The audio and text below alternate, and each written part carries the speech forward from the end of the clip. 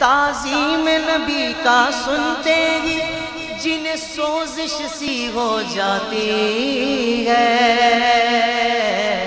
جنہیں سوزش سی ہو جاتی ہے، شوق توحید کے شربت سے، شوق توحید کے شربت سے ہم ان کا روگ مٹائیں گے، توحید و رسالت کی خاطر ہر باطل سے ٹکرائیں گے، توحید و رسالت کی خاطر ہر باطل سے ٹکرائیں گے۔ ہم آل نبی کے مت والے، حسنین کے مشن کے وارث، جو آل نبی کا چاہنے والا ہے کہہ دے سبحان اللہ۔ ہم آل نبی کے مت والے، حسنین کے مشن کے وارث، سند اولیاء وعلى احبابه المعارضين لاعدائه، اما بعد فاعوذ بالله من الشيطان الرجيم، بسم الله الرحمن الرحيم، لا يغرنك تقلب الذين كفروا في البلاد، متاع قليل ثم مأواهم جهنم وبئس المهاد۔ صدق اللہ العظیم وصدق رسولہ النبی الکریم الامین۔ ان اللہ وملائکتہ یصلون علی النبی یا ایہا الذین آمنوا صلوا علیہ وسلموا تسلیما۔ الصلاۃ والسلام علیک یا سیدی یا رسول اللہ وعلی آلک واصحابک یا حبیب اللہ۔ مولاي صل وسلم دائما ابدا على حبيبك خير الخلق كلهم، منزه عن شريك في محاسنه، فجوهر الحسن فيه غير منقسم، محمد تاج رسل الله قاطبة، محمد صادق الأقوال والكلم، محمد ذكره روح لأنفسنا، محمد شكره فرد على الأمم، رب صل وسلم دائما أبدا على حبيبك خير الخلق كلهم۔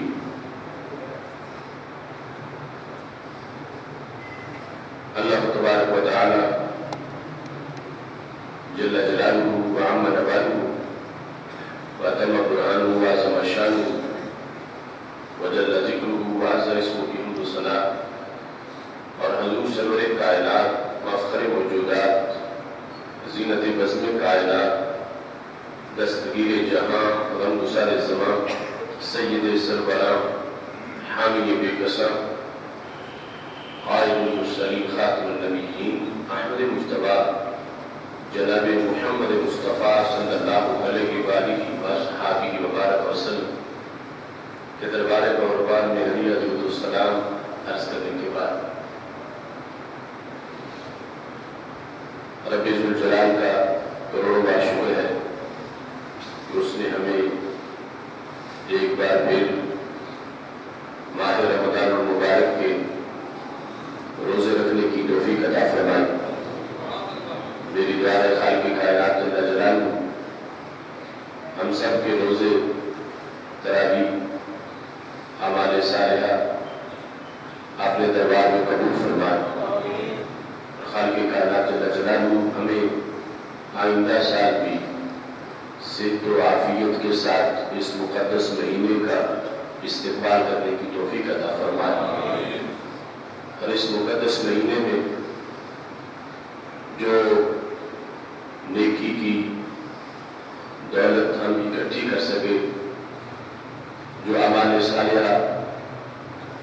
کا ذخیرہ ہم کر سکے، رب ذوالجلال اس کی حفاظت کی ہمیں توفیق عطا فرمائے، اور خالق کائنات جل جلالہ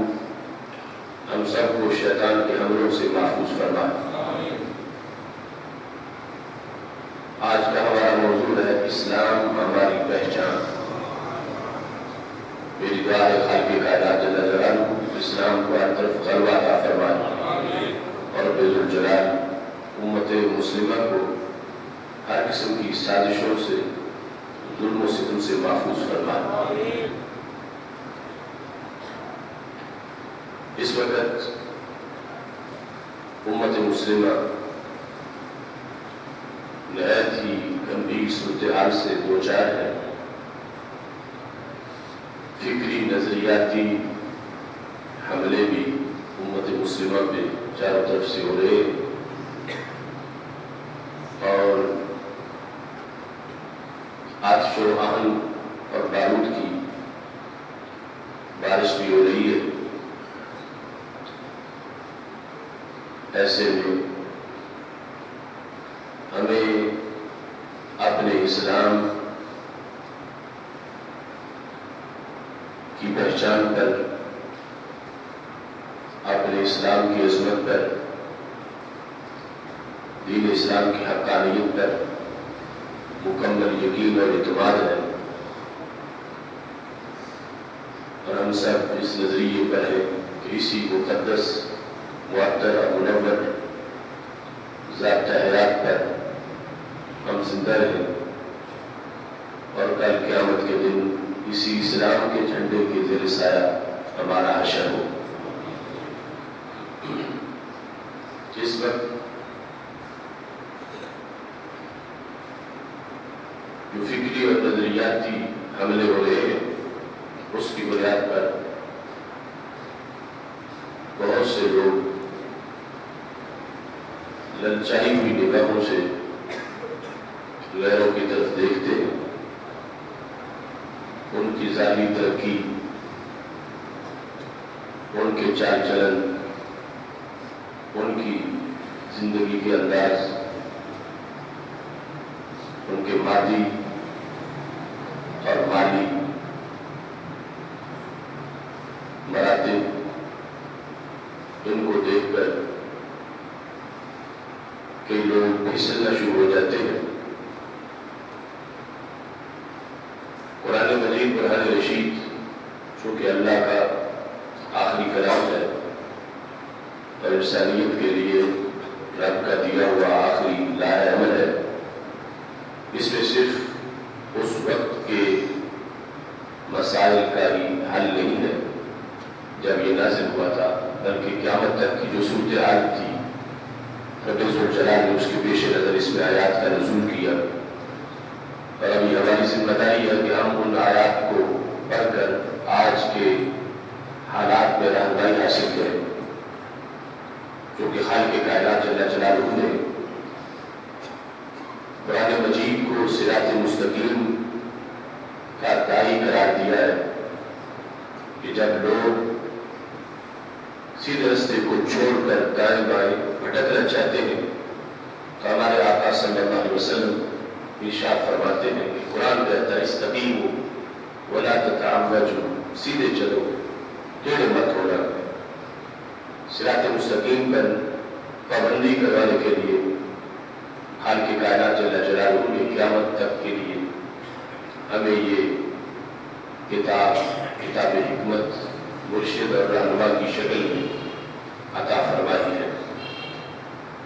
میں نے جو آیت کریمہ آپ کے سامنے تلاوت کی، سورہ آل عمران کے اندر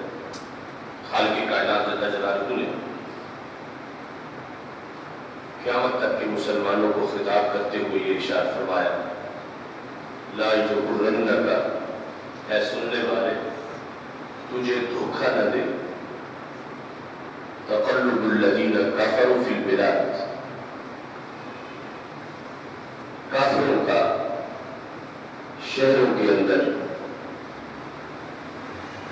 اپنی شان و شوکت کے ساتھ اور ناز نخرے کے ساتھ چلنا پھرنا، ان کا شاہانہ چال چلن تمہیں دھوکے میں نہ ڈالے۔ دھوکہ کیا ہے کہ تم ان کی مادی برتری کو دیکھ کر ان جیسا کرنے کی خواہش نہ رکھو، تم ان کے دنیاوی وسائل کو دیکھ کر اپنے دل میں ان کے لیے جذبہ اتباع نہ رکھو، ان کو دیکھ کے تم دھوکہ نہ کھاؤ. خالق کائنات اللہ جلالہ فرماتا ہے متاع قلیل، یہ جو کچھ بھی ہے ان کا یہ تھوڑا سا سامان ہے. یہ جب وہ جہنم میں جائیں گے تو ان کو صرف 1 سیکنڈ کی دنیا لگے گی، اگرچہ صدیوں تک وہ زندہ رہے. فرمایا متاع قلیل ثم مأواہم جہنم، پھر ان کا ٹھکانہ جہنم ہے. وبئس المہاد، اور وہ بری جگہ ہے. قرآن مجید قرآن رشید میں اس پہ لا یغرنک اگر کاف زمین بہن مخاطب کی ہے. اور ویسے تو قرآن مجید میں سب سے پہلے اس میں رب ذوالجلال گفتگو ہمارے نبی علیہ السلام سے کرتا ہے، مگر قرآن مجید کا سیاق و سباق یہ واضح کرتا ہے کہ کئی مقامات ایسے ہیں جہاں کاف زمین کا جو خطاب ہے وہ رسول اللہ صلی اللہ علیہ وسلم کو نہیں ہوتا، بلکہ قیامت تک ہر سننے والے مخاطب کو ہوتا. اور یہ خود بخود اگر کسی کی راست فکر ہو، عقیدہ صحیح ہو، اسے پتہ چل جاتا ہے کہ یہ بات رب ذوالجلال نبی علیہ السلام سے کر رہا ہے یا ہر سننے والے سے کر رہا ہے. اب جس وقت یہ بات ہوتی ہے فلا و ربی کا محبوب مجھے تیرے رب کی قسم، اب وہاں پر بھی کاف کتاب کا ہے، تو وہاں کاف سے مراد ہم میں سے کوئی نہیں بلکہ آمنہ کے لال حضرت محمد مصطفیٰ صلی اللہ علیہ وسلم. رب ذوالجلال اپنے آپ کو ان کی طرف منسوب کر کے قسم اٹھا رہا، محبوب مجھے تمہارے رب کی قسم. اور یہاں بھی کاف کتاب کا ہے، لیکن جو بات ہے اس سے پتہ چل رہا ہے کہ اس سے مراد عام انسان ہے، رسول اللہ صلی اللہ علیہ وسلم کی ذات گرامی نہیں. کیونکہ خالق کائنات فرماتا ہے کہ کافروں کا چال چلن، ان کا پھرنا شہروں کے اندر ڈھانٹ باٹ کے ساتھ مجھے دھوکے میں نہ ڈالے. تو سرکار دو عالم نور مجسم شفیع معظم صلی اللہ علیہ وسلم تو ان کی دولت کی چاندنی کے سامنے معاذ اللہ سرکار کو متاثر ہونے والی نہیں. آپ کی تو ایک جھلک کروڑوں لوگوں کو جو مادہ پرستی میں پھنسے ہوئے ہوں ذلت سے نکال کے سنیا کی رفتوں تک پہنچانے والی ہے. تو یہ جن کے بارے میں چانس ہے، خطرہ ہے، رب ذوالجلال ان سے گفتگو فرما رہا ہے. اور یہ تجربے کا بنیادی فرق ہے. دوسرے لوگ کرتے ہیں تو ایسے کرتے ہیں جیسے یہ کتاب بھی رسول اللہ صلی اللہ علیہ وسلم کی ذات گرامی سے معزل ہو رہا. لیکن اگر تم کنز ایمان پڑھو، اعلیٰ حضرت فاضل بریلوی رحمۃ اللہ علیہ کا ترجمہ پڑھو، تو جو ہماری تفاسیر میں موجود ہے اس کی روشنی میں جو اکابر نے یہاں عربی زبان میں تفسیر کرتے ہوئے لکھا، اعلیٰ حضرت یہ لکھتے ہیں اے سننے والے، یعنی جو بھی قرآن سن رہا ہے قیامت تک رب ذوالجلال اس سے کہہ رہا ہے، کیونکہ خالق کائنات کو ہر زمانہ اس کے لیے مستقبل یوں ہی ہے جیسے حال ہوتا ہے. ماضی اور مستقبل ہمارے لحاظ سے ہے، سب کے لیے ہر زمانہ ہی حال ہے. اس وقت بھی پتا تھا کیا صورتحال، اور آج کی جو صورتحال ہے اس وقت یعنی غیروں کی یہ ظاہری ترقی اور اس طرح دل میں وسوسے آنا مسلمانوں کے اور خیال آنا کلمہ ہم نے رب کا پڑھا ہے، کھاتے رب کا وہ ہے، ان کو اللہ اتنا دے رہا ہے، ہمارے پاس فاقے ہیں، بھوک ہے، یہ کیا صورتحال ہے. اس طرح کی جو وسوسے مسلمانوں کے دلوں میں آتے ہیں تو خالق کائنات اس وقت فرما دیا کہ تم میرا قرآن پڑھو، میں تمہیں بتا رہا ہوں کہ یہ تھوڑا سا ہے ان کے لیے، اور تمہارے لیے ہم نے ہمیشہ کی جنت رکھی ہوئی ہے، ہمیشہ کی انعامات ہے جس کی طویل مدت ہے، ہمیشہ ہے اس میں آپ. اور یہ ان کے لیے جتنا بھی ہو یہ قریب ان کو محسوس ہوگا، اور پھر وہ ہمیشہ میں وہ کفار جہنم میں چلے جائیں گے، اور وہ ان کی بری جگہ ہے رہنے کی. اس میں خالق کائنات جل جلالہ نے امت مسلمہ کو یہ حکم دیا کہ کبھی بھی للچائی ہوئی نگاہوں سے ان لوگوں کی طرف مت دیکھو کہ جو لوگ ایمان سے محروم ہیں، اگرچہ پیسہ ان کے پاس بہت زیادہ، ان کی دولت پر، ان کے پیسوں پر تم کبھی بھی ان پہ رشک نہ کرو کہ یہ کتنے کامیاب لوگ ہیں. جس کے دل میں ایمان نہیں ہوگا، جس سونے کے محل میں بیٹھا ہو وہ خائب و خاسر ہے، ناکام ہے. اس بنیاد پر اس وقت بھی ایسی صورتحال تھی کہ کافروں کے ڈیرے، ابو جہل کے بنگلے اور اس طرح کے جو چال چلن تھے، اور ادھر صحابہ کرام رضی اللہ تعالیٰ عنہ کے بدن پر پابند لگے لباس اور کئی دنوں کا فاقہ اور اس طرح کی صورتحال، تو خالق کائنات جل جلالہ نے ان کے ذریعے قیامت تک کے مسلمانوں کو یہ پیغام دیا کہ تم نے معیار اپنویت بلند رکھنا ہے، اور ان لوگوں کی صورتحال کو دیکھ کر کبھی بھی دل میں ایسا نہیں سوچنا کہ یہ لوگ آگے نکل گئے، کامیاب ہو گئے اور ہم پیچھے رہ گئے۔ اسلام نے ہمیں محنت کی، کوشش کی، جدوجہد کی، تبلیغ کی ہے، حکم دیا ہے کہ ہم ہر فیلڈ میں آگے بڑھے، مگر جو کافر ہے، جو مشرک ہے، جن کے دل میں اندھیرا ہے، وہ جو ظاہری زندگی کے اندر جو برتری حاصل بھی کر لیں، تو مسلمانوں کو ان کے سامنے اپنی نگاہیں جھکانے کا حکم نہیں ہے، بلکہ یہی پیغام ہے کہ غافل نہ ہو خودی سے کر اپنی پاسبانی، شاید کسی حرم کا ہے تو بھی آستان۔ آج جو کچھ غیروں نے ترقی کے مراحل طے کیے، ان میں ہماری ترقی اس کے اندر ہے جو ماضی کے اندر مسلم امہ کی عظمت تھی اور عروج تھا، وہ صداقت، وہ آنکھوں میں شرم و حیا، وہ دل میں تقویٰ، وہ عدل و انصاف، وہ معاشرے کے اندر ہر طرف امن و آشتی، وہ پڑوسیوں کی حقوق کی ادائیگی، وہ حقوق اللہ اور حقوق العباد کے لحاظ سے ہر انسان کی تیاری،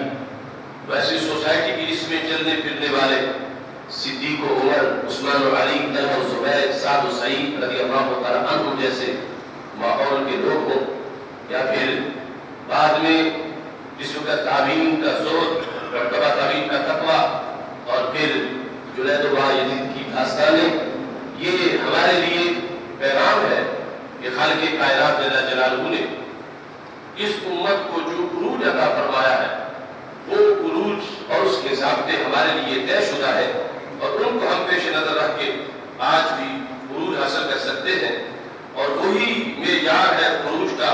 حضرت سیدنا امام مالک رحمۃ اللہ علیہ کا یہ فرمان ہے، فرماتے ہیں لا یصلح آخر هذه الامہ الا بما صلح به اولها۔ آپ فرماتے ہیں کہ اس امت کا جو آخر ہے، یعنی یہ امت جب امام مالک گفتگو کر رہے تھے، فرماتے ہیں اس امت میں ہر بعد والی صدی کے جو لوگ ہوں گے، ان کی اصلاح اسی طریقے سے ہو سکتی ہے، ان کو عظمت اسی طریقے پہ چلنے سے مل سکتی ہے جس پر امت کے پہلے لوگوں کو عظمت ملی تھی۔ یعنی جو ترقی اور عروج کا راز پہلے لوگوں کا تھا، وہی پچھلوں کا بھی ہے۔ یعنی آپ نے ایک معیار بیان کیا کہ کبھی ایسا نہیں ہو سکتا کہ بعد والی امت، یعنی اس وقت امام مالک جو ہے وہ تابعی ہے، تو آج کی یعنی 15ویں صدی کے لحاظ سے وہ فرما رہے تھے کہ 15ویں صدی والے مثال کے طور پر اگر یہ چاہیں کہ ہمیں عروج ملے تو ان کو عروج بھی اسی چیز سے ملے گا جس سے صحابہ کو عروج ملا اور جس سے تابعین کو عروج ملا۔ اور اگر 15ویں صدی والے کہیں کہ ہمیں کسی اور طریقے سے عروج ملے، اور طریقے سے عروج ملے، تو پھر کبھی ان کو عروج نہیں مل سکتا، وہ زوال کا باعث ہو سکتا ہے۔ عروج امت کے آخری طبقے کے لوگوں کا اسی رستے پہ چلنے کی وجہ سے ہے جس کی بنیاد پہ رب نے امت کے پہلے طبقے کو عروج عطا فرمایا۔ اور اس میں بھی ہمیں واضح طور پر یہ کہا گیا کہ آج عزت اور ذلت کے ضابطے جو لوگ اپنی طرف سے بناتے ہیں، ہمیں عزت اور ذلت کے لحاظ سے مشورہ کرتے ہوئے یا فیصلہ کرتے ہوئے یہ دیکھنا ہے کہ صحابہ نے عزت کسے کہا، تابعین نے عزت کسے کہا، ان کے نزدیک ذلت کس چیز کا نام تھا۔ نہ یہ کہ آج امریکہ کی برادری کس کو عزت کہتی ہے اور کس کو ذلت کہتی ہے، اگر معیار ہی بدل گیا تو پھر معاذ اللہ یہ ہلاکت کی ہلاکت ہے، گھاٹا ہی گھاٹا ہے۔ حضرت سیدنا عمر رضی اللہ تعالیٰ عنہ جس وقت چاہ رہے تھے بیت المقدس کی طرف، اور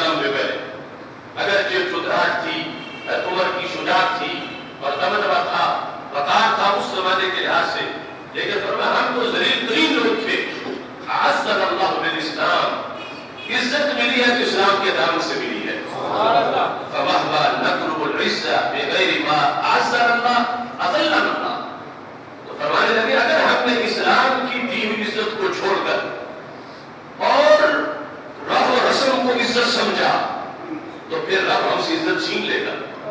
اور پھر ہمیں ذلت دیکھنا پڑ جائے گی. آپ نے فرمایا عزت وہی ہے جسے اسلام عزت کرے, اور اسلام کی دی ہوئی عزت کو چھوڑ کر اور کسی سے عزت کی بھیک مانگنا, حکومت فرمانے لگے یہ مسلمانوں کی ذلت کا باعث بن جائے گا. اگر ہم آج وہ ضابطے, وہ طریقے, وہ فیشن, وہ رسم و رواج جس کو آج کا جدید زمانہ ایک وقار قرار دے رہا ہے اور ہماری شریعت میں اس کی کوئی گنجائش نہیں ہے, اس کو عزت سمجھنا ہی بہت بڑی جہالت ہے اور بہت بڑی ہلاکت ہے اور بہت بڑی ذلت ہے کہ جس کے پیچھے اندھا دھند آج کی سوسائٹی اس کو فالو کر رہی ہے اور اس کے پیچھے جا رہی ہے. اپنے کپڑے, اپنی اولادوں کے کپڑے, اپنے گھر کا نظام, اپنے تمام معاملات اس میں تقلید کرتے ہوئے, فالو کرتے ہوئے یہ دیکھے نہیں جا رہا کہ ہم نے کس کے پیچھے چلنا ہے اور کس کو چھوڑنا ہے, کس کو اپنا آئیڈیل بنانا ہے اور کس کی طرف نہیں دیکھنا. تو حضرت عمر رضی اللہ تعالیٰ عنہ کہنے لگے اس وقت امت ذلیل ہو جائے گی جس وقت اسلام کی دی ہوئی عزت کو عزت نہ سمجھے اور غیروں کے کھڑے ہوئے ضابطوں کو عزت سمجھ لے, اس وقت امت کی عزت رک جائے گی. آج ہمیں اپنی سوسائٹی میں یا پوری دنیا کے اندر مسلم امت معاذ اللہ جو ذلت و رسوائی کی طرف مسلسل آگے بڑھتی ہوئی نظر آ رہی ہے اور ایک دلدل میں پھنس چکی ہے. حضرت عمر رضی اللہ تعالیٰ عنہ کا یہ فرمان ہمیں دعوت دے رہا ہے اور قرآن کی اس روشنی میں یہ قرآن کہتا ہے تمہیں دھوکے میں نہ ڈالے ان لوگوں کا نام رکھا اور ان کا چال چلن کہ جو اس انداز میں شہروں میں پھر رہے ہیں, تم نے اپنا قبلہ سوچ کا سیدھا راہ مدینہ کی طرف رکھنا ہے اور ادھر دیکھنا ہے کہ جو انداز تمہیں انہوں نے عطا کیے ہیں انہیں پہ چلو گے تو عزت ہوگی. اگرچہ کچھ وقت زمانے کو سمجھ نہ بھی آئے لیکن بالآخر مالک یوم الدین تو دیکھ رہا ہے اور ابھی یہ دیکھ رہا ہے اور قیامت کے دن جزا دینے والا ہے. اس بنیاد پر ان تمام تعلیمات کا خلاصہ یہ ہے کہ ہم کسی اور شناخت پہ فخر نہ کریں, فخر کریں تو ہمیشہ اپنے اسلام کی شناخت پہ فخر کریں.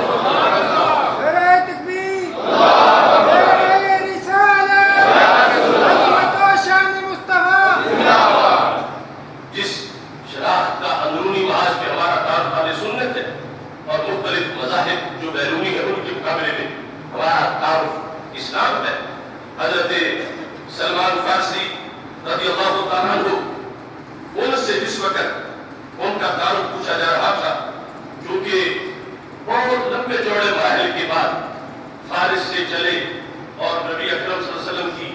مقدس بارگاہ میں پہنچے اور کئی بار ان کو بیچا گیا, فروخت کیا گیا. اس انداز میں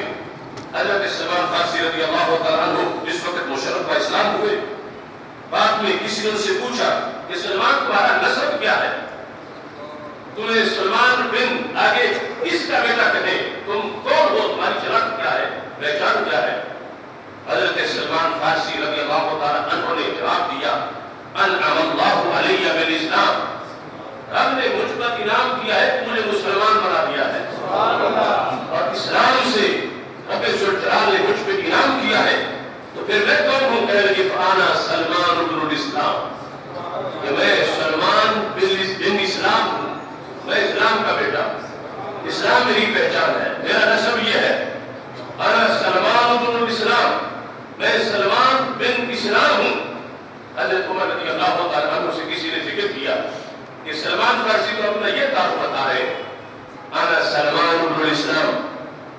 میں سلمان بن اسلام ہوں. حضرت عمر رضی اللہ تعالیٰ عنہ بڑے خوش ہوئے. حالانکہ عہد جاہلیت میں اپنا نسب اور پھر قریش کا نسب اس پر بڑا فخر کیا جاتا تھا اور حضرت عمر رضی اللہ تعالیٰ عنہ نے کہا اگرچہ میں قریش قبیلے سے تعلق رکھتا ہوں لیکن آج سلمان کے جواب کو سن کر میں بھی کہتا ہوں انا عمر بن الاسلام, میں عمر بن اسلام ہوں اور میں کون ہوں, اخو سلمان بن اسلام, میں سلمان بن اسلام کا بھائی عمر بن اسلام ہوں. حضرت عمر رضی اللہ تعالیٰ عنہ حضرت سلمان فارسی رضی اللہ تعالیٰ عنہ کے تعارف پر اتنا خوش ہوئے اور ایک موقع پر جب حضرت صدیق اکبر رضی اللہ تعالیٰ عنہ نے حضرت سیدنا بلال رضی اللہ تعالیٰ عنہ کو آزاد کروایا. اب دیکھیے غلاموں کو تو کوئی بدلے نہیں مانتا تھا اس وقت, اتنا گرا ہوا مقام تھا ان کا سوسائٹی میں. हमारे आका सल्लल्लाहु अलैहि वसल्लम ने जुदत से मुसावात दिया और जो ज़ाब्ते दिए एक सोसाइटी के अंदर, उसके असरात कितने थे कि जब हजरत बिलाल रज़ी अल्लाह तआला अन्हु को सैयदना सिद्दीक़ अकबर रज़ी अल्लाह तआला अन्हु ने आज़ाद किया, हजरत उमर रज़ी अल्लाह तआला अन्हु कहने लगे अबू बकर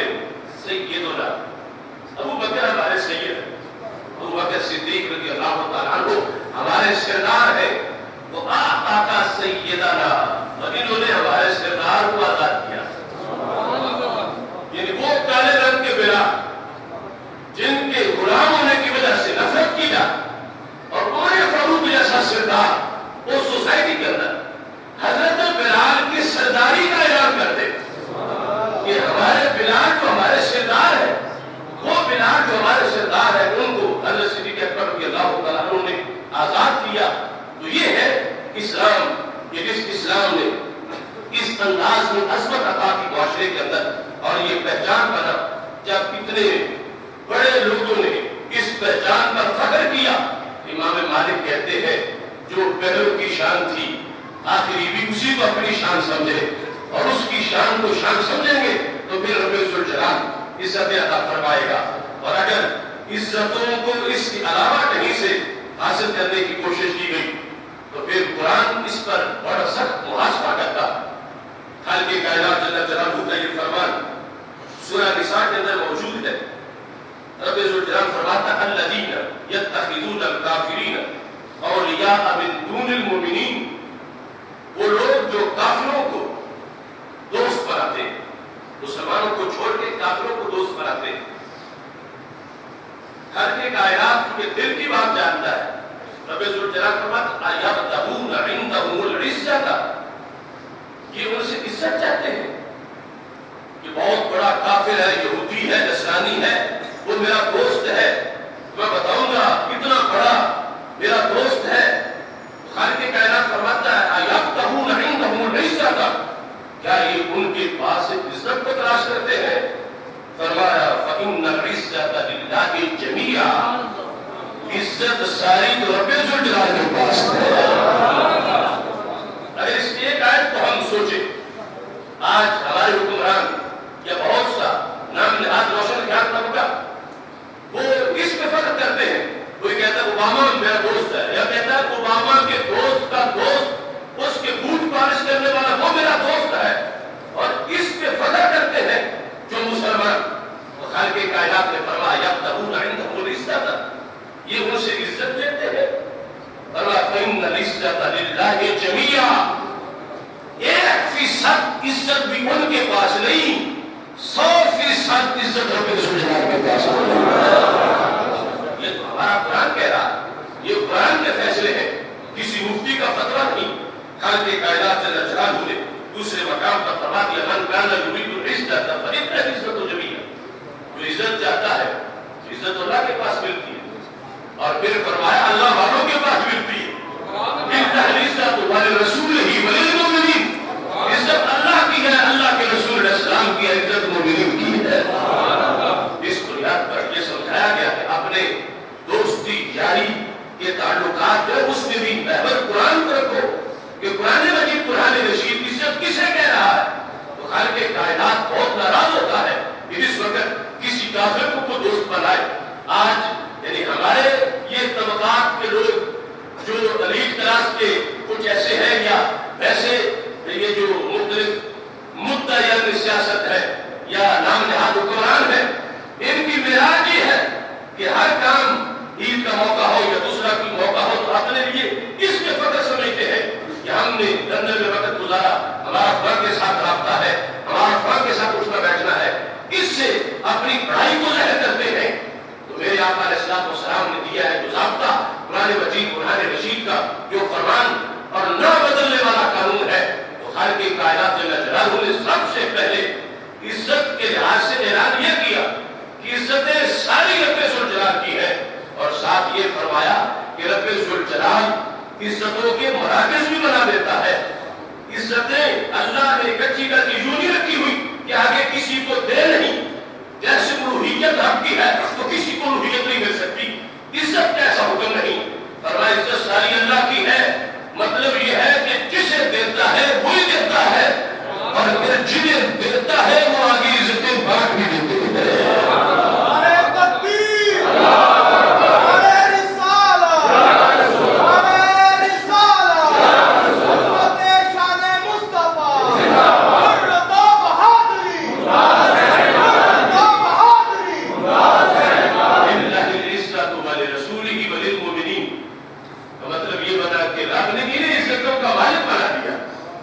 کہ عزت ملے گی تو رسول اللہ صلی اللہ علیہ وسلم کی تحلیل سے ملے گی، سرکار کی سنت سے ملے گی، سرکار کی شریعت سے ملے گی، سرکار کے طریقے سے ملے گی۔ عزت ملے گی تو رسول اللہ صلی اللہ علیہ وسلم کے دین کے اولیاء سے ملے گی، صحابہ اہل بیت رضوان اللہ اجمعین سے ملے گی۔ تو خالق کائنات جل جلالہ نے دوسروں کی نفی کر دی، فرمایا ان کے پاس عزت نہیں، عزت میرے پاس ہے، یا جنہیں میں عزتوں کا مالک بناتا ہوں عزت کائنات میں وہ تقسیم کرتے ہیں۔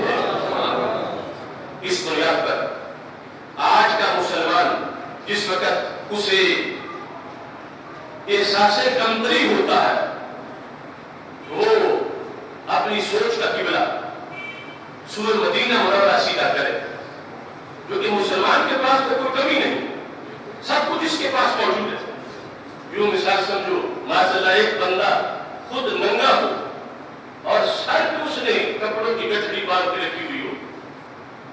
اپنے سر کے اوپر کپڑوں کی گٹھڑی باندھ کے رکھی ہوئی ہے، اور پھر وہ کسی اور سے مانگتا ہے کہ مجھے کپڑا دے دو، میں ننگا ہوں، میرا علاج کرو، مجھے کپڑا میسر نہیں۔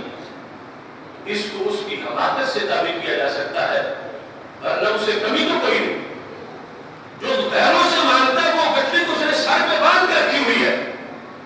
وہ گٹھڑی اس کے گھر میں موجود ہے، وہ گٹھڑی تو رب ذوالجلال نے خود اس کو عطا کی ہوئی ہے۔ ایک بندے نے سر پہ کھڑا رکھا ہو پانی پکڑ کے اور خود پیاسا ہو اور پیاس میں بلک رہا ہو اور مانگ رہا ہو لوگوں سے پانی کی پیاس لگی ہوئی ہے، میری پیاس بجھاؤ، اور جو سر پہ کھڑا رکھا ہوا ہے اس کی طرف متوجہ نہ ہو، اسے احمق اور بے وقوفی کہا جا سکتا ہے، ورنہ قدرت نے اس سے کوئی ظلم نہیں کیا، کوئی ستم نہیں کیا۔ تو آج کا مسلمان جو پکاری بنے مغربی افکار کا اور ہاتھ پھیلائے ان کے سامنے کہ میری مدد کرو، میرے ساتھ تعاون کرو، میں لٹ گیا ہوں، میرا کوئی پرسانے حال نہیں، اس کے پاس جو گھڑا پانی کا بھرا ہوا ہے اسے اس گھڑے کی طرف متوجہ ہونا چاہیے، نہ کہ غیر سے بھیک مانگنی چاہیے۔ قرآن مجید قرآن رشید میں خالق کائنات جل جلالہ نے ہمیں لباس عطا کیا ہے، ہم ننگے نہیں ہیں کہ ہم کسی کی طرف اپنا دستے مدد بڑھائیں کہ ہمارے ساتھ کوئی تعاون کرے۔ خالق کائنات جل جلالہ قرآن مجید قرآن رشید میں ارشاد فرماتا ہے، یا بنی آدم قد انزلنا علیکم لباسا، ہم نے تم پر لباس کو نازل کیا۔ پھر لباس کی دو قسمیں ہیں، فرمایا یواری سوآتکم وریشا، ایک لباس کو ہوتا ہے جو شرم والی چیزوں کو ڈھانپنے کے لیے ہوتا ہے، اور ایک لباس کو ہوتا ہے جو آرائش کے لیے ہوتا ہے، خوبصورتی کے لیے ہوتا ہے۔ رب فرماتا ہے یہ دونوں لباس میں نے تم کو عطا کیے۔ قرآن میں خالق کائنات فرماتا ہے ہم نے تمہیں لباس دیا، یواری سوآتکم وریشا، ریشہ والا ہے آرائش والا، زیب و زینت والا۔ تو رب ذوالجلال نے یہ دونوں لباس عطا کر کے فرمایا وَلِبَاسُ التَّقْوَىٰ، اور تقوی کا لباس۔ رب ذوالجلال نے تمہیں تقوی کا لباس عطا کیا ہے، تو ہمیں تو خالق کائنات جل جلالہ نے تقوی کے سوٹ عطا کیے، تقوی کا لباس عطا کیا۔ تو مسلم امت ہی دامن نہیں ہے کہ ہم کسی کی طرف للچائی ہوئی نگاہوں سے دیکھیں کہ ہمیں کوئی اچھا چال چلن مل جائے، اچھا طریقہ کسی اور سے مل جائے۔ خالق کائنات جل جلالہ فرماتا ہے ہم نے تمہیں لباس عطا کیا، اور لباس بندے کو ڈھانپ لیتا ہے، اور عجوب والی چیزیں بھی وہ ڈھانپتا ہے، اور شرم والی چیزوں کو بھی ڈھانپتا ہے، اور پھر وہ زینت بھی عطا کرتا ہے۔ تو خالق کائنات جل جلالہ واضح کر رہا ہے، اے میرے بندو تمہیں جو چاہیے میں نے تمہیں ہر طرح کیا ڈھانپنے والا مکمل لباس تقویٰ اور شریعت کا نظام عطا کر دیا ہے، یہ دین اسلام عطا کر دیا ہے۔ رب ذوالجلال فرماتا ہے ذالک خیر، یہ ہے خیر، جو میں نے تمہیں دیا یہ ہے خیر، جو دوسرے تمہیں دے وہ ہے شر، جو ان کے بنائے ہوئے طریقے ہیں، جس طرح وہ اپنا لباس تیار کرتے ہیں یعنی زندگی گزارنے کے طریقے۔ رب ذوالجلال ارشاد فرماتا ہے ذالک من آیات اللہ، یہ اللہ کی نشانیوں میں سے ہے کہ خالق کائنات جل جلالہ تمہیں مثالیں دے کے سمجھا رہا ہے کہ تمہیں کوئی کمی نہیں ہے، بلکہ رب ذوالجلال نے جامع نصاب زندگی سے تمہیں مالا مال فرما دیا ہے۔ اس بنیاد پہ اسلام کی تعلیمات پہ جن لوگوں نے عمل کیا، یہ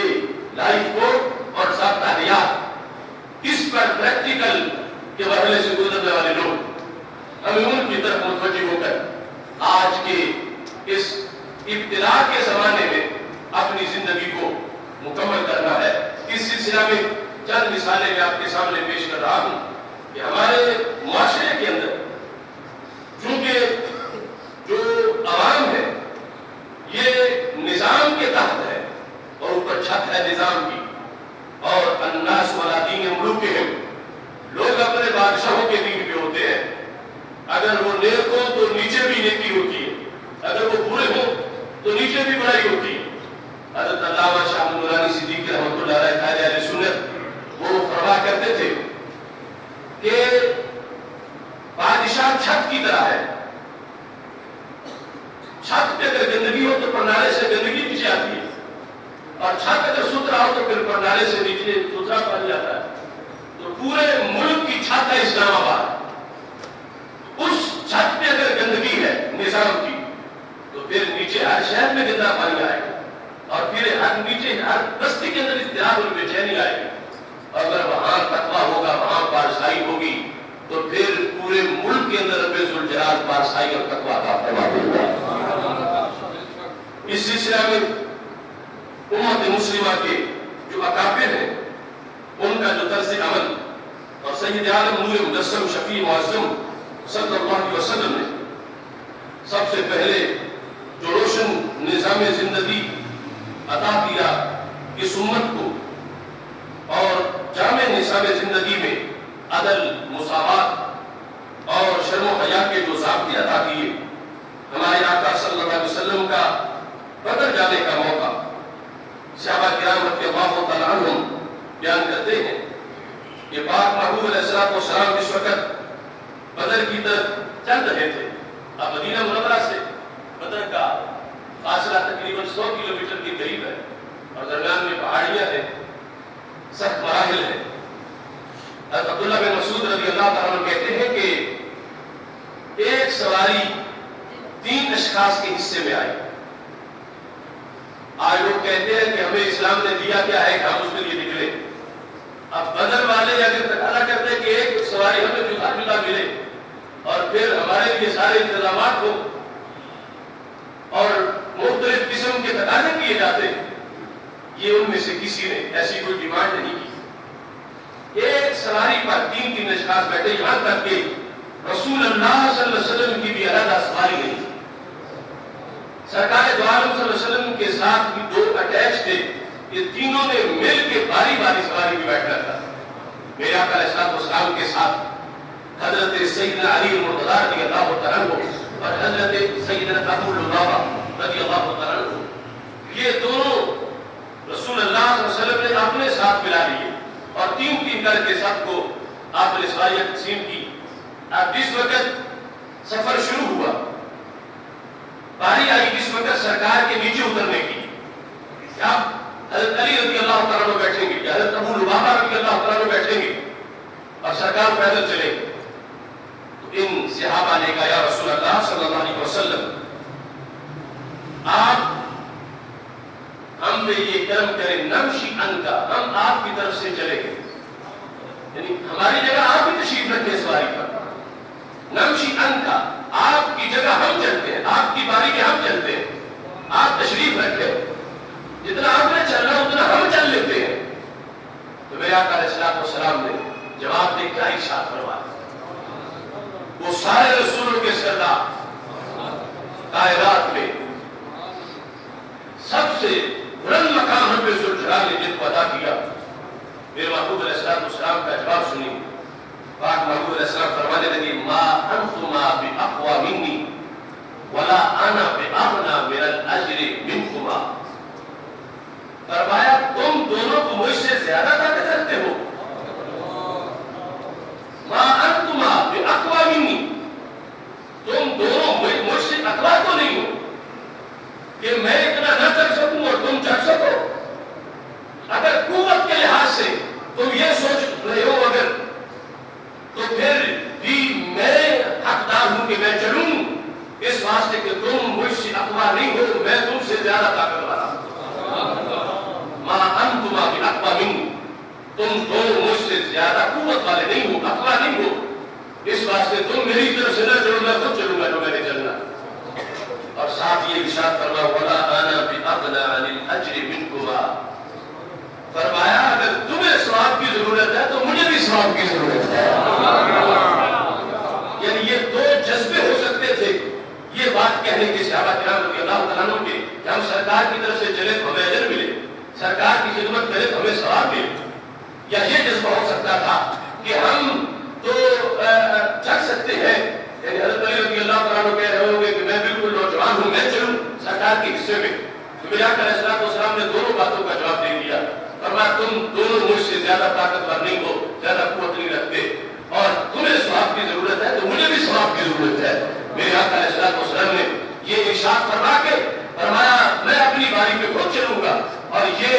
अपनी उम्मत को निज़ाम अता किया सय्यदुल मुरसलीन हज़रत मोहम्मद मुस्तफा सल्लल्लाहु अलैहि वसल्लम ने कि मैं इस सटेट को जो मदीना मुनव्वरा में मैंने कायम की है, क़यामत तक के लिए जो आने वाले हैं उनको एक निज़ाम दे रहा हूं कि इस वक्त एक क़यादत आगे चलेगी और उसके साथ दूसरे लोग हिस्सेदार मौजूद होंगे, और जो पॉलिसी बनेगी उस पॉलिसी के अंदर जो उम्मत का रहनुमा है और लीडर है उसको ये देख रहे हैं कि मैं खुद किस अंदाज में इस सफर के अंदर निकलता हूं और किस अंदाज में खुद इस काम के अंदर शरीक होता हूं। पाक महबूब अलैहिस्सलाम आपने उन दोनों को इजाजत नहीं दी कि आप मेरी तरफ से चले। महबूब अलैहिस्सलाम जब बारी आई तो नीचे उतर आए, उनको सवार किया, चश्मे फलक ने देखा ये है कायनात के अंदर हुकूक का तहफ़्फ़ुज़ करने वाले और दुनिया को हुकूक देने वाले। आज जो चार्टर ऑफ ह्यूमन राइट्स है उसकी जो बातें करते हैं और मौजूदा वक्त में गैर मुस्लिम हुक्मरानों की जो मिसालें देते हैं उन्हें मुतवज्जे होना चाहिए मदीना मुनव्वरा की गली की तरफ कि मेरे आका अलैहिस्सलाम ने हर लम्हा में इंसान को कितना रोशन दस्तूर अता फरमाया। ये सबक पढ़ा जब सहाबा किराम रज़ियल्लाहु तआला अन्हुम ने, तो उनका अंदाज कैसा। सैयदना अबू बकर सिद्दीक़ रज़ियल्लाहु तआला अन्हु अभी खलीफा नहीं बने थे, तो आपका मामूल ये था हज़रत सिद्दीक़ अकबर रज़ियल्लाहु तआला अन्हु एक महल्ले के अंदर पूरे महल्ले की बकरियां जो थी उनका दूध दोते थे, उनको दूध निकाल के देते थे। ये खिदमत करते थे महल्ले वालों कि वो बकरियां उनकी है, दूध भी उनकी है। हज़रत सिद्दीक़ अकबर रज़ियल्लाहु तआला अन्हु उनको जाके सर्व करते हैं और दूध दो के महल्ले वालों को अदा करते हैं। जब आप खलीफा बन गए तो महल्ले वालों ने ये कहना शुरू कर दिया अल्लान ला तहलिकु लना वला यला, अब तो अमीरुल मोमिनीन बन गए, अब तो हमारे महल्ले ये काम करने तो नहीं आ सकेंगे कि अमीरुल मोमिनीन हो, शर्को गरब हुकूमत हो, मुसलमानों का कायद हो और वो आके महल्ले के लोगों की बकरियों का दूध भी निकाले और उनको दे। जब उन्होंने ये बात की तबक़ात के निसाब में ये बात मौजूद है, हज़रत सिद्दीक़ अकबर रज़ियल्लाहु तआला अन्हु तक ये बात पहुंची। आपने सुना इस बात को, फरमाने लगे लाउंली लाहलिबन्नहा व इन्नी लारजू अल्लाह युग़य्यिरनी मा दख़लतु फ़ीही अन खुलुक़िन कुन्तु अलैहि। फरमाया जैसे मैं पहले खिदमत करता था महल्ले वालों की बकरियों की, अभी खिदमत करूंगा। और कहने लगे मुझे उम्मीद है कि ये खिलाफत मेरे मजाज को बदल नहीं सकेगी कि जिस तरह मैं पहले एक आम मुसलमान की हैसियत से जाके गरीबों की खिदमत करता था, अब मैं इस मसले खिलाफत पर मुतवक्किल होने की बुनियाद पर पहले से ज्यादा करूंगा, पहले से कम नहीं करूंगा। इस वास्ते कि हमारे आका अलैहिस्सलाम ने जो हुक्मरान है, जो अमीरुल मोमिनीन है, उसको खिदमत का ये सलीका अता फरमाया है। हज़रत सैयदना सिद्दीक़ अकबर रज़ियल्लाहु तआला अन्हु ने जो इस्लाम मुतारफ करवाया है क़यामत तक के लिए, उस इस्लाम के अंदर हुक्मरान जो है वो शेल्टर है पूरे अवाम के लिए, जिसकी वजह से वो खुद सारे दुख दर्द बर्दाश्त कर लेता है मगर अपने अवाम को कभी भी दुख नहीं आने देता। ऐसे ही हज़रत फारूक आज़म रज़ियल्लाहु तआला अन्हु का एक किस्सा नहीं, उनके हजारों ऐसे ایسے واقعات ہیں بالخصوص اس وقت رات انہوں نے جب پھر رہے تھے گلیوں میں اور دیکھا کہ ایک عورت ایسے آنٹی چڑھا کے بیٹھی اور بچے رو رہے ہیں. آپ نے پوچھا کہ رات کا اتنا ٹائم ہو گیا تو انہیں کھانا وقت پہ کیوں نہیں پکایا؟ اس نے کہا پکاتی تھا جب گھر میں ہوتا. آپ نے کہا پھر اب کیا رکھا ہوا ہے؟ اس نے کہا خالی برتن رکھا ہے اور اس لیے رکھا ہے کہ بچے امید میں کہ کھانا پک رہا ہے سو جائیں گے. حضرت فاروق اعظم رضی اللہ تعالیٰ عنہ جس وقت آپ نے یہ سنا تو بڑا افسوس ہوا. فوراً آپ بیت المال میں گئے اور وہاں جا کر ایک بوری کے اندر کھانے کی ساری چیزیں ڈالی, گھی وغیرہ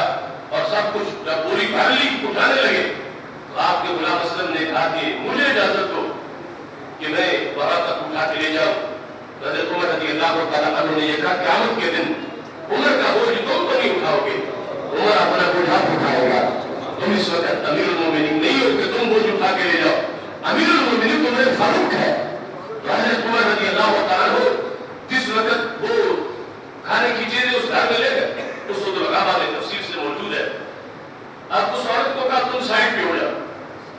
جس وقت برتن میں کھانے کی چیزیں وہ پکانے کے لیے رکھی تو راوی جو اسلم خادم کے ساتھ موجود ہو کہتے عمر فاروق جھک کے جب نیچے پھونک مارتے تھے چولہے میں لکڑیوں کے اندر, عمر فاروق کی گھنی داڑھی سے دھواں نکلتا ہوا باہر نظر آتا. ادھر چمچہ بھی خود ہلاتے تھے, پھونک بھی خود مارتے تھے. جب کھانا تیار ہو گیا اس کے بعد اس خاتون کو کہا کہ تم اپنے بچوں کو کھلاؤ. تو غلام اسلم کہتے ہیں کہ عمر فاروق گئے نہیں, گھر سے نکل گئے لیکن باہر دیوار کے ساتھ چپٹے ہوئے تھے اور اندر تھوڑا تھوڑا دیکھ رہے تھے. وہ کافی دیر وہاں موجود رہے, پھر نکلے جب دوسری طرف. تو غلام نے کہا خدمت تو جو من کی تھی آپ نے کر لی تھی, اگر نہیں ٹھہرنا تھا تو پھر اندر ٹھہرتے, اور یہاں آپ آ کے ایک جگہ اتنی مشکل سے دیوار کے ساتھ کھڑے رہے ہو اور دیکھتے رہے ہو, اس کا معاملہ کیا تھا؟ آپ نے فرمایا کہ میں نے ان بچوں کو روتے دیکھا تھا اور میں چاہتا تھا کہ وہ ہنسے تو پھر میں جاؤں.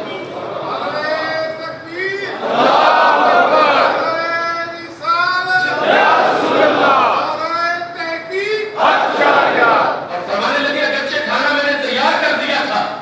لیکن میرے ہوتے ہوئے بچے ہنس نہیں سکتے تھے. میرا جلال اتنا ہے, میرے جلال کی وجہ سے بچوں کو ہنسی نہیں آنی تھی.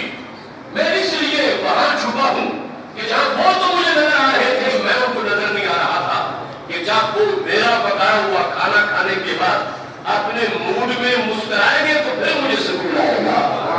یہ حضرت فاروق اعظم رضی اللہ تعالیٰ عنہ نظام مصطفیٰ صلی اللہ علیہ وسلم کا پیغام قیامت تک امت کو دے رہے تھے کہ یہ ہے وہ مقدس اسلام کا دین حیات کہ جو قیامت تک کے لیے روشنی تقسیم کر رہا ہے. سیدنا عثمان غنی رضی اللہ تعالیٰ عنہ جو خلیفہ ثالث ہے, آپ سے رات کا وقت تھا, کسی شخص نے دیکھا کہ آپ وضو کر رہے ہیں اور پانی کا اہتمام خود کیا ہے, پانی خود بھرا ہے, اور اس وقت کے حالات کے لحاظ سے یعنی پانی کا اہتمام پتھریلے علاقے سے کسی کنویں سے نکالنا اور سب کچھ کرنا اس میں کافی تکلف تھا. تو کسی نے یہ کہا کہ اے عثمان غنی رضی اللہ تعالیٰ عنہ لو امرتا بعض الخدام, اگر آپ کسی خادم کو کہہ دیتے کہ یہ پانی کا بندوبست وہ کر لیتا, آپ وضو کرتے اور تہجد پڑھ لیتے, اور آپ نے یہ سارا بندوبست خود ہی کیا, اس کا سبب کیا ہے؟ آپ نے فرمایا ان اللیل لهم یستریحون فیہ, رات کا وقت خادموں کے آرام کا وقت ہے. تو میں نے یہ نہیں چاہا کہ میں ان کے آرام میں خلل ڈالوں, میں نے یہ کام خود کر لیا. یہ ہے اسلام کہ جس میں کوئی VIP کلچر نہیں ہے, جس کے اندر امیر المومنین حضرت عثمان غنی رضی اللہ تعالیٰ عنہ کسی کو وضو کے لیے بھی تکلیف نہیں دے رہے کہ تم میرے لیے پانی کا بندوبست کرو اور میں وضو کروں اور اس کے بعد میں نماز ادا کروں. حضرت سیدنا علی مرتضیٰ رضی اللہ تعالیٰ عنہ جو چوتھے خلیفہ راشد ہیں, آپ نے سید عالم نور مجسم شفیع معظم صلی اللہ علیہ وسلم کے اس مقدس دین کا پیغام اس انداز میں آگے پہنچایا کہ جس وقت ہم دیکھتے ہیں امام احمد بن حنبل نے کتاب الزہد کے اندر حضرت مولانا علی رضی اللہ تعالیٰ عنہ کا یہ انداز لکھا ہے کہ آپ نے بازار سے کھجوریں خریدی اور کھجوریں خریدنے کے بعد آپ نے وہ توڑا, اپنی پشت پہ اٹھایا, جس وقت آپ نے وہ دوڑا اٹھا لیا تو خدام یا کسی عقیدت مند نے کہا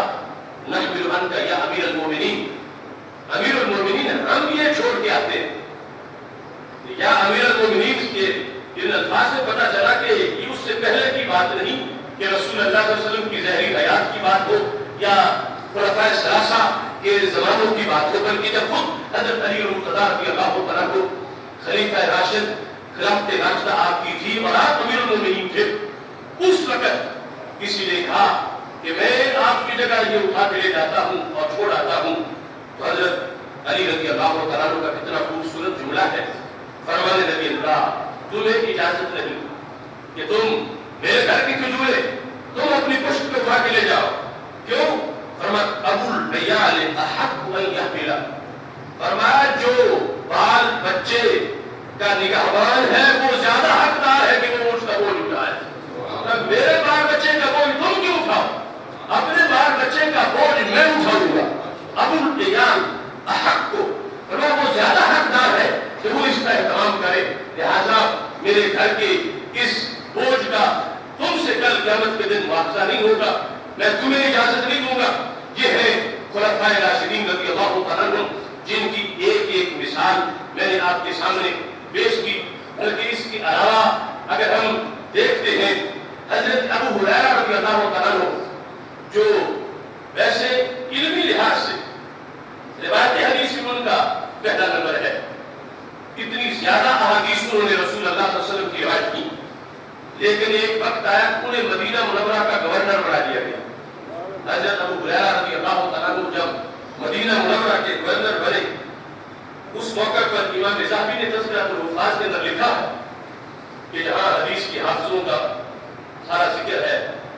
امام ذہبی کہتے ہیں کہ حضرت ابو ہریرہ رضی اللہ عنہ جب مدینہ منورہ کے گورنر بنے تو